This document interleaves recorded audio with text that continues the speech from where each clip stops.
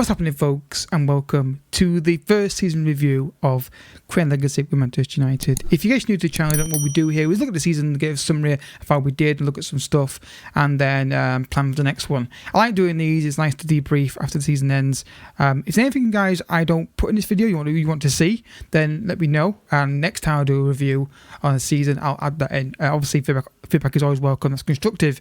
So, as you can see, I rejected the season with the finish qualifying Champions League. We didn't do that. We would have done it, but we just had a really bad first leg against Benfica that screwed us over.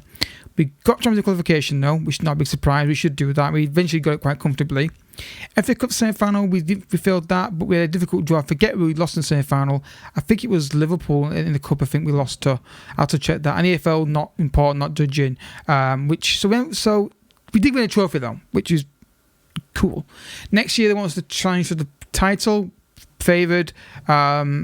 I think we can. Obviously, it'll be very interesting summer what I do in the transfer market. Depends on who I sell and keep and all that kind of stuff. And we'll discuss that a little bit in this episode. So competitions overall, as you can see, we finished third. I didn't play the final games myself. I simmed over them. Well, not saying holidayed over them. I didn't see the point. I already know what I'm going to do in the transfer market. And Newcastle, like I said in the previous episode, have survived. So, not a big surprise there. Watford and Burnley and Palace go down. Top four is Liverpool, Man City, us and Chelsea and Spurs right behind there. So will Leicester. And even down to, we can maybe say Brighton were in with a shout to get top four, but we pulled away eventually. We found our form again. FA Champions League lost to Benfica. That was annoying. That was really annoying. Don't let them win the Champions League as well. If we go back and show where we were, where are we here? Where is it? There we are. See, we almost turned it around. We just couldn't take our chances, and we had a really poor first leg. So that kind of KO'd us, or did clearly KO'd us. Lost in the FA Cup to Liverpool. No disgrace there, really. That can happen. It's not a huge shock. But we won the Carabao Cup, though, on penalties, Leeds United, and I really... Oh, Garrick scored. You may know him from my Plymouth series. It may come back at some point, by the way, guys. But yeah, really happy to win that. Penalties was stressful. I don't like penalty shootouts on Football Manager. I always feel like I've got a bad record in them, but we won that anyway, so that's cool. So overall, I'm happy with the season overall. I'm very pleased with how we ended the season specifically, because you look at, we were really in a bad run of form around right here, and I thought top four might be in danger, but we won that EFL Cup, and look at the form since. Ignore those games at the bottom. I didn't take control of them, so I don't know what the hell happened in those. There were 2 draws at home against Liverpool. No, I'm not taking credit for those results because I didn't play them. Burnley, Leicester, Newcastle, Chelsea, Leeds, West Ham, decent sides. On paper at least, and we convincingly won those games with clean sheets or by outscoring them well clear. Phrase fail me by just scoring lots of goals and taking our chances better.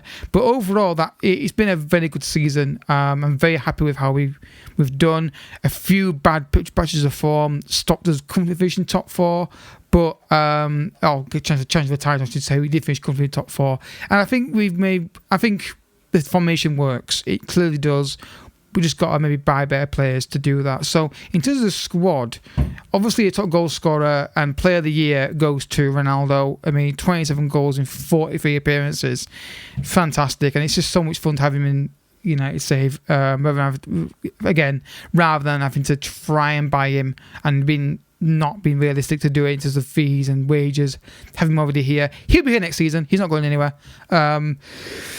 Not going anywhere. He may be second choice next season if a certain striker kicks on. I'll reveal that in the next episode, which will be season 2. But brilliant. And then right behind him, Rashford with 21 and 11 assists. What a season Marcus Rashford has had.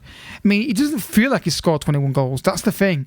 But clearly he has. And this is where the dilemma comes in with the wide players, because if you look at the next highest up is Cavani with 12, which again doesn't feel like he's scored 12 goals, but he's leaving on a free. I still tempted to keep him around, but I don't know. I don't really want to keep him. Bruno got 11 goals, 15 appearances, and 15 assists. That's great for him. I think he will get more if he plays like a midfield role, a bit more than this. And then you're looking at, after that is Elanga with 11. Sancho is the problem because he's got a reasonable left foot, but he doesn't seem to take his chances on the wide right. 9 goals, 12 assists is not bad. That's like 20 goal contributions-ish, around about that figure.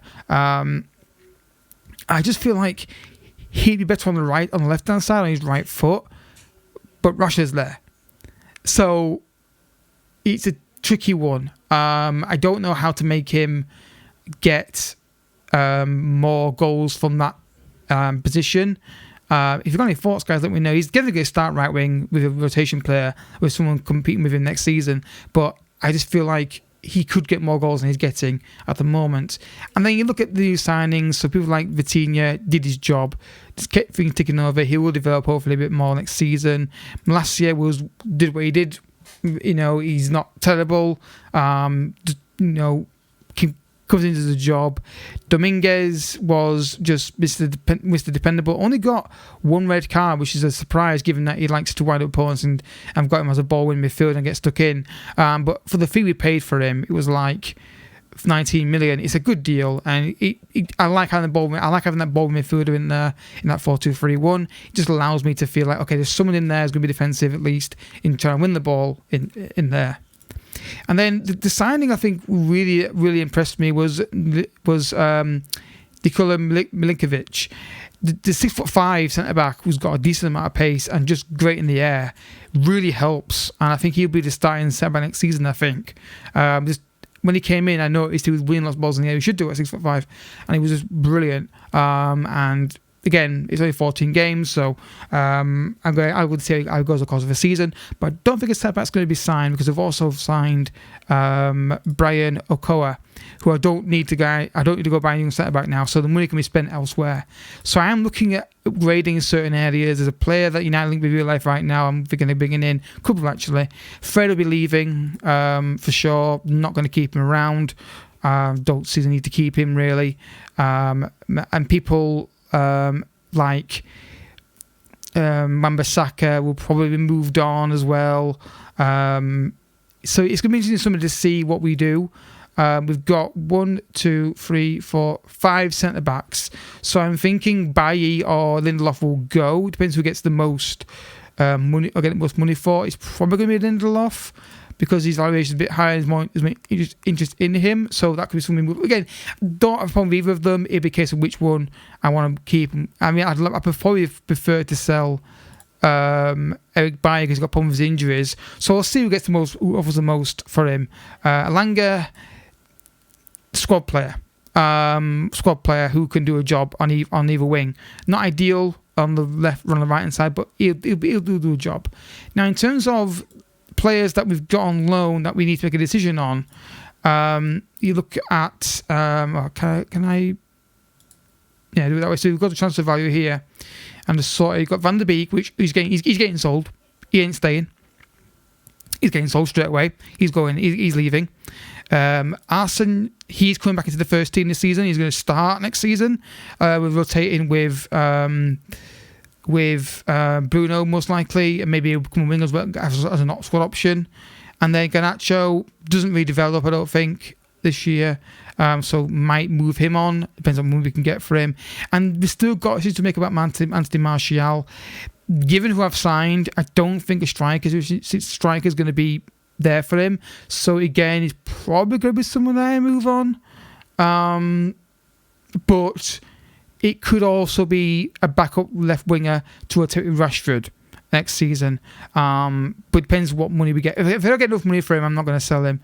Pereira will be sold, definitely. Mata is leaving on a free. And then you're looking at people like